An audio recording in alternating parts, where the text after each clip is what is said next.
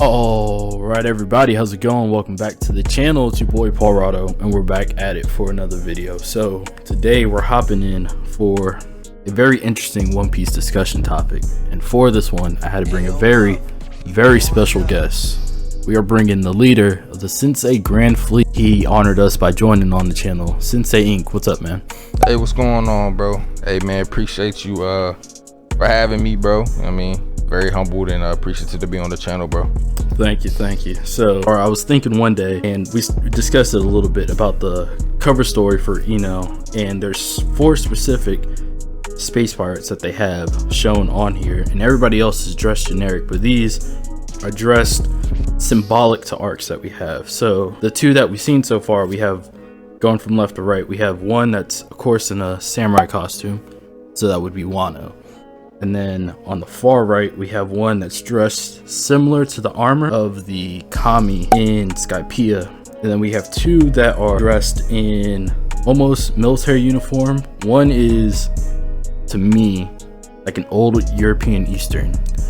And I'm thinking it's a symbolic to Elbaf. And that's going to be a major arc where we're going to get more lore. The last one, I feel like it's going to summarize things up with maybe the Revolution Army, because it is a regular army green suit.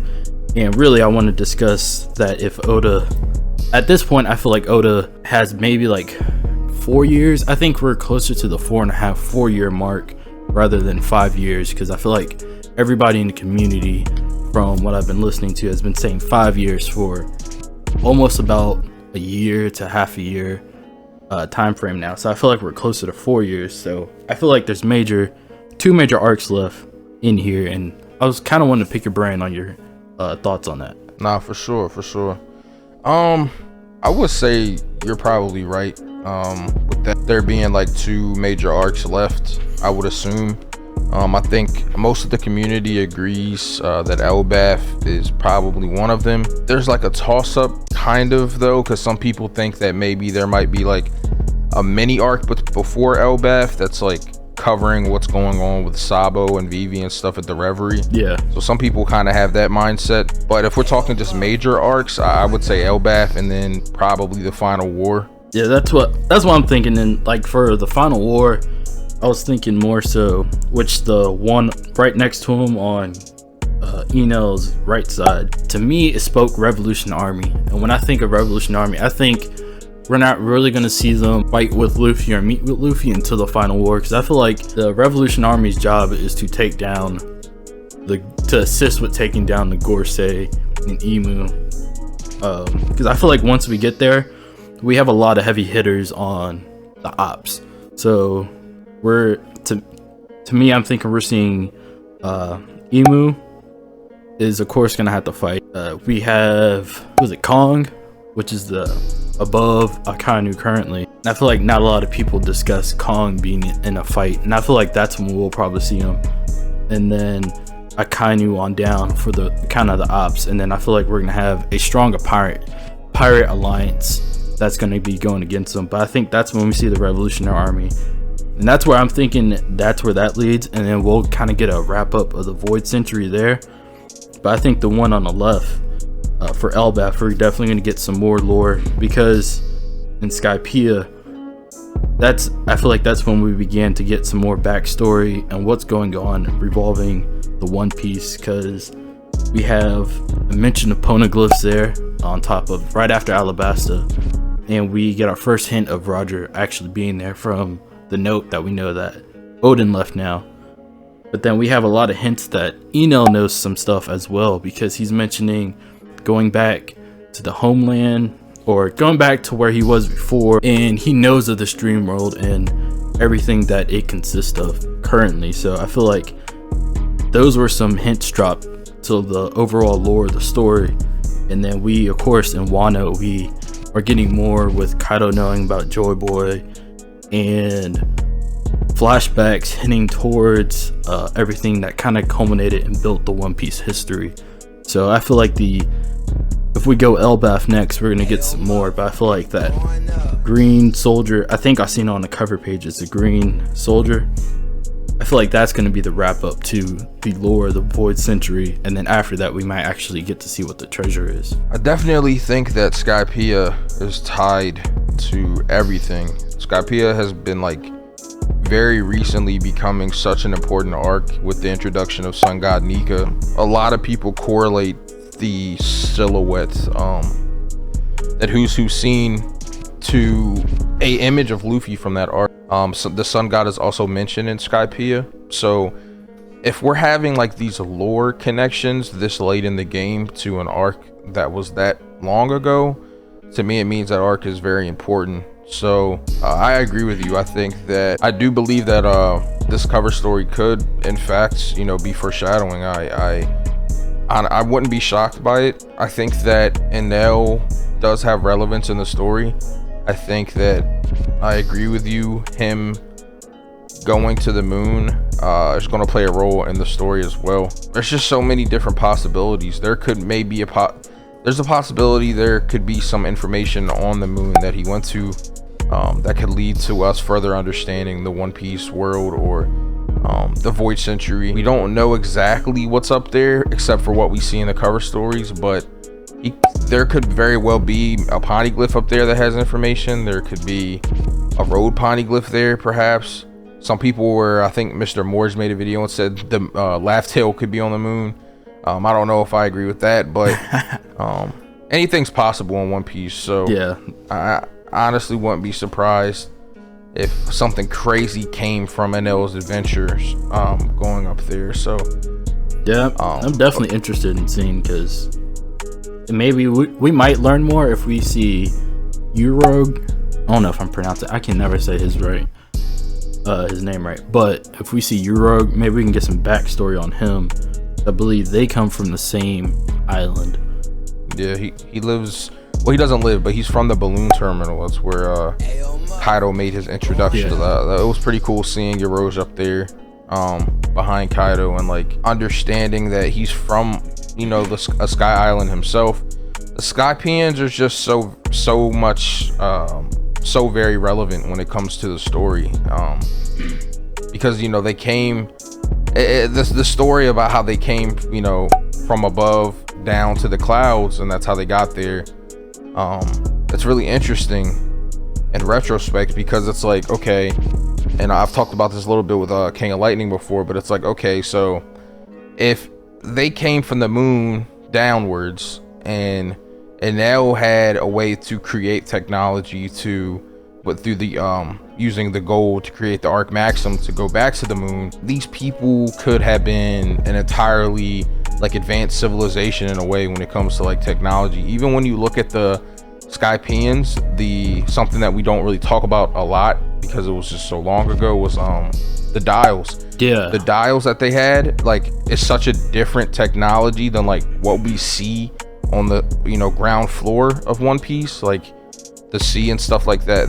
So just their mindset is already tuned differently, and I think that that's due to the fact that they are far more advanced than what we were, like, as far as, you know, the Void Century goes.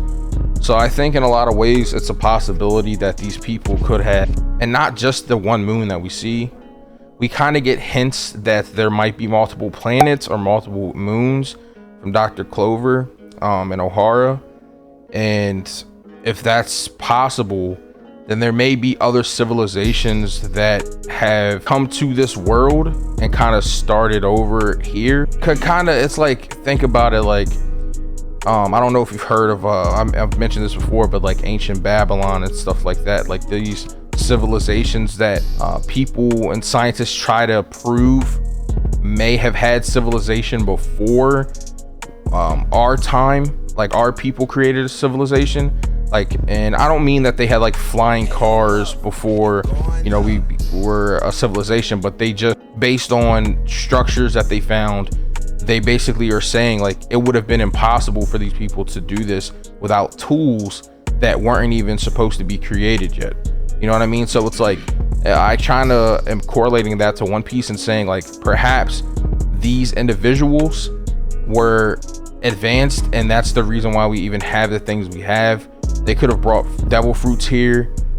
They could have brought any like the technology that we do have down here from another time and place, or that could have been what the government is trying to kind of hide, because we know about like the ancient kingdoms and things like that, and we know they're trying to pretty much create like the smear campaign for the Void Century. They don't want people knowing the secrets of the Void Century, which is why they were willing to like basically commit genocide against O'Hara to stop that information from getting out. So a lot of people think that it's a possibility they're trying to hide the fact that there were a group of individuals that could have indeed been the true power of the world, which some people think might have been the D-Clan. I'm going off on like a tangent here, but no, it's all good, man. We here for the information and just kind of pick your brain apart. yeah, but I think it's interesting to think is like, if the D-Clan were indeed the chosen one, and they were indeed like the people running the show in the past, and maybe now the people of the Celestial Dragons and such, they want to hide that from people because they're in power. And it's kind of like, if it gets out that they're not really truly supposed to be the ones in power, it could kind of incite people to like try to overthrow them, or it could diminish the power they have. If you think about like government officials, right? Yeah. People, at the end of the day, they're just people, but they've set, our founding fathers have set these things in place to make certain individuals be in power, and that's just it's been like that for so long that people just go with it. Yeah. But like if somehow that power that they have got diminished or smeared, it could cause people to be like, maybe these people aren't as important as I thought. You know what I mean? So yeah, I definitely feel that I feel like that's one thing I love about One Piece too, is like there's so many real world applications. Like you were comparing real world applications, especially from us on the western side, mainly US. You can, like you spoke on the founding fathers. I mean, who's to say, hypothetically, if you do parallels, that George Washington and them aren't in some tower because they ate something, they know how to live forever. Just it would make sense. At the same time, we know that it's not actually to be real to our knowledge, but there's definitely stuff to put people in place, and we get like softcore nepotism, but we can definitely see it like hardcore when it comes to that. And then even like Skypiea gives Ancient Alien vibes. I don't know if you ever watched that show or not. Oh yeah, I definitely do, man. I think people have this weird feeling about aliens. Like when you use the word alien, people think of like, ET type aliens. Like, it doesn't have to be that. Anyone that's like foreign from our planet can be an alien. They don't have to like, even like weird or like be some Goku and Vegeta are technically aliens if you're going, but they look just like they're humans. aliens, exactly. But people have that like that connotation. Like when you use the word aliens, people are like, they think of weird shaped monster-esque type characters. Like, it doesn't have to be that. They could literally just look like you and me. They're just from a different place, and that's could have what had happened. Like maybe the Celestial Dragons are aliens. They have the spacesuits on. People bring up all the time, like, they have them on to like, they don't want to breathe our air or whatever. But it's like, that could also play into the fact that they don't really feel like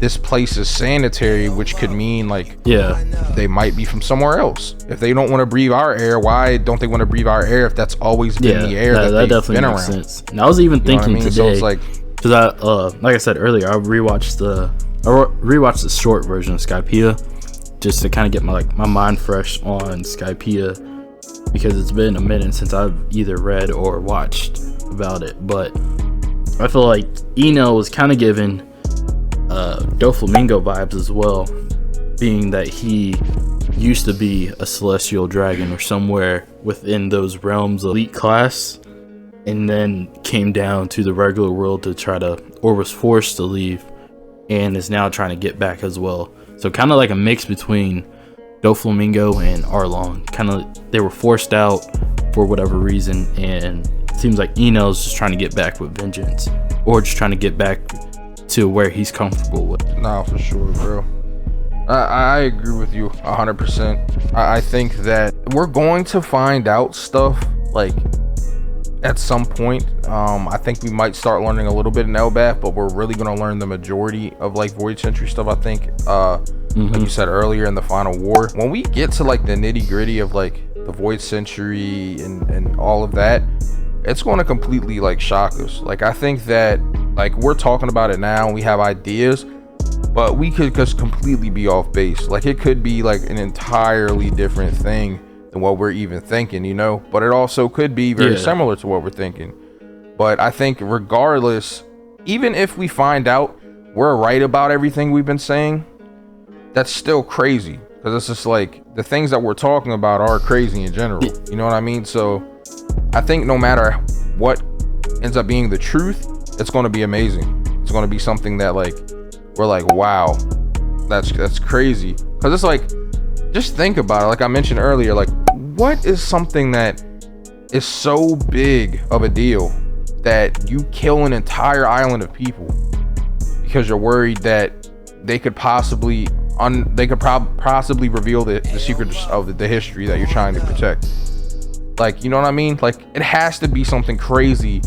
They literally use the Buster Call on O'Hara. That's one thing I'm like, trying to wrap around. It's just like every possible idea of what I can think of to justify doing that. It doesn't really add up to wipe out a whole country for anything. So, you know what I mean? So it's like, that's like if the US was like, that's like, say for instance, some random country, I don't even know, had some really detrimental information about the US, and the US just was like, decided to completely nuke their entire country. Like, what could possibly be that bad? I know, that would make you do that. You know what I mean? So it's like, that's what I'm trying to figure out. And I know that you probably are in that mindset, being someone of the military, because like I know it's probably hard for you to really rationalize, like, why would we ever do something like that? Like, what could be that bad information wise that we would do that? You know what I mean? So it's like, I just don't know. Well, whatever it is, I'm ready to see what Oda has in store for that. Honestly, I feel like low-key he started the story, and I feel like what the secret is, I feel like One Piece he had finalized, but I think the Void Century secrets, I feel like that was developed later on, because I can't even like, you think he's been I can see that. Maybe he set the narrative in place, but didn't have like the context. I feel like there's nothing on the spot I could think of for this long. Yeah, bro, because they're already openly shitty people, right? They already have slaves. Like, they publicly have slaves. Like, what could possibly be worse? Like, I just really don't know, bro. I don't know. Are there any thoughts on anything that you think that could be revealed on Elbaf? Because that's the last one we really haven't. Because we did a lot on the Revolutionary in closing. What are your thoughts on Elbaf and what we could see? Man, so Elbaf's interesting. Usopp is related to Aesop from Aesop's Fables. He's which is really cool. And if you look at Elbaf, it's fable backwards. Which there's just so many ties to Elbaf and Usopp, and I think the biggest things that I want to figure out, and shout out to King of Lightning, by the way, he put me on game to the whole Aesop and Fable thing. Gotta give credit where it's due, but it's just like, it's so crazy, bro, like to think about. But I just hope that we get some super good characterization for Usopp. We finally get to see him be the brave warrior of the sea that he wants to be. And I'm hoping that comes from some sort of conversation with the Usopp. I'm hoping that we get red hair pirates on Elbaf. I would love Usopp and his father to have time to speak. Because we know that Usopp and Usopp's mother, they don't have bad feelings towards Usopp's father. They don't like Usopp's mother. There's no bad blood with proud of him, and it's which, you know, a lot of people are like, well, Usopp's a bad dad and all that stuff, but clearly he's not that bad of a dad, because they both love and respect him. So it's like, you You know, I think there's context missing that we don't have, and we'll probably get it. But I do think that Usopp having a conversation with his dad and like picking his brain on why he chose to go and have his journey with Shanks and everyone and things like that. But yeah, them having that conversation and him picking his brain and finding out, like, you know, why he chose to go on this journey and, you know, leave away from Seer Village and leave his wife and son. That's something I would love. So that's one thing. The next thing is, if red hair pirates are there, this could be a moment for us to maybe see, you know, post Wano, how close Luffy is to Shanks. I would love to maybe see a little skirmish, maybe nothing like, you know, crazy, but Luffy did say he wanted to defeat all the Yonko, so if maybe him and Shanks got to have a skirmish, that would be cool. We gotta have that. Yeah, that would be sweet. We're not, but I'm telling everybody that's listening, Luffy's not ready. He's gonna lose. I can see that. Shanks is built different, but I think that Shanks is built different, but I think we're gonna see Luffy at a level where Shanks is like, yo, okay, like I can see it, like, you know, you're almost there, you know what I mean? But the reason why I think he loses is because the story isn't over, and I don't see him returning the Straw Hat until the story's done, because seeing Luffy for another arc without the Straw Hat is going to be too weird, because the Straw Hat is like a brand at this point of the entire series, not even just Luffy's character, but like the Straw Hat is so infamous, like people that are anime manga fans immediately will think One Piece. Seeing him without, like, what is he's just not going to be Straw Hat Luffy anymore for the rest of the story. I definitely see a clash going between them, because between Shanks and Luffy, that's almost a must in my opinion. And I agree with, I think Shanks should still end up bodying him. I don't think it should go that far to where like they go all out and Shanks like obliterates him, kind of like Luffy the first time he went up against Kaido, but just something to kind of put in tone that you're not ready yet. But you saw the comment I said earlier. I think Luffy is maturing with his fighting though, because with his fight with Kaido that we can see, he's not all loose cannon and everything like we've normally seen him with.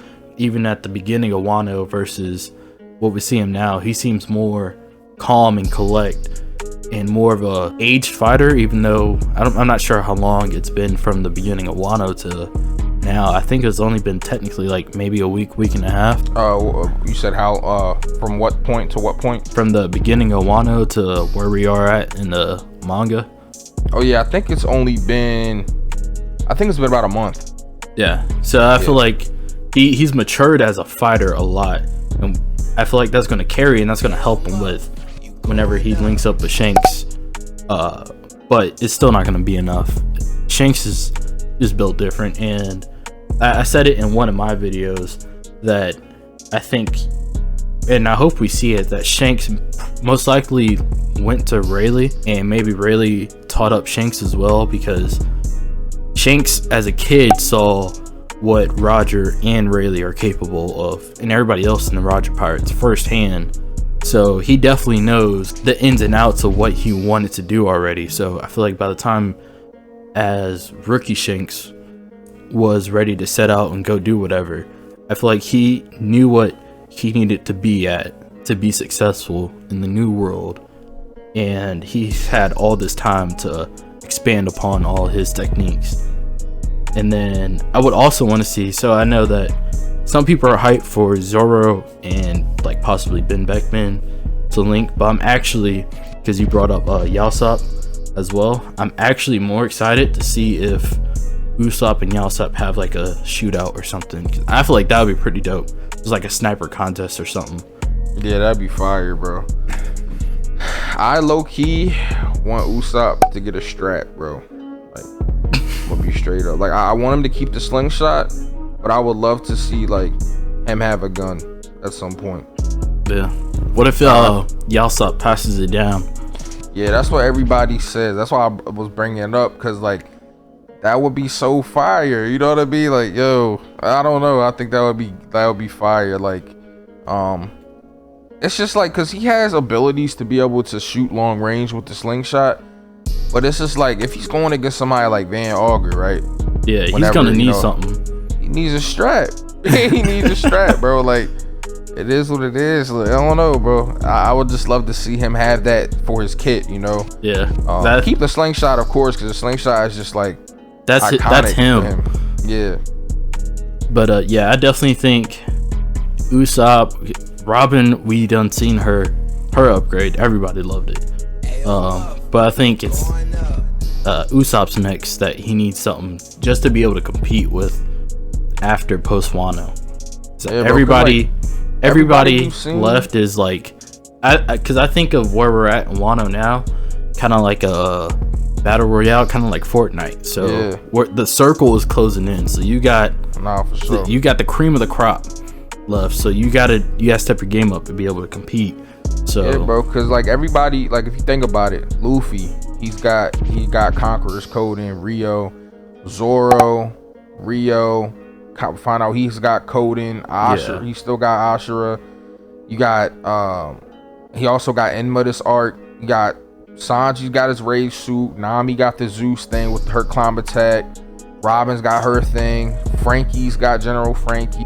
Even Chopper got we find out he's got a special medicine now that him and Caesar worked on, so he can do Monster Point for 30 minutes now. Like, I feel like he got something else in the bag too. From whenever I read it, I feel like Caesar like helped him expand upon it, but I feel like Chopper has another ace in the hole. Nah, for sure. I think so too. But it's like, bro, everybody's getting these power ups. It's like, yo, what's up with my man Brook and my man Usopp though? Like, can we get them? Like, you know what I mean? I think Brook is a lot stronger than what we get to see him for in the series, to be honest, because he didn't win, but he did at least not get clapped immediately fighting Big Mom, and he's handling X amount of Zoan users by himself with low diff. So I definitely feel like Brook is built to handle his own to an extent, but I think that we just haven't been able to see Brook at his full capacity. Yeah, nah, for sure. Brook probably got some stuff up his sleeve too. He hasn't had a real fight yet. Yeah.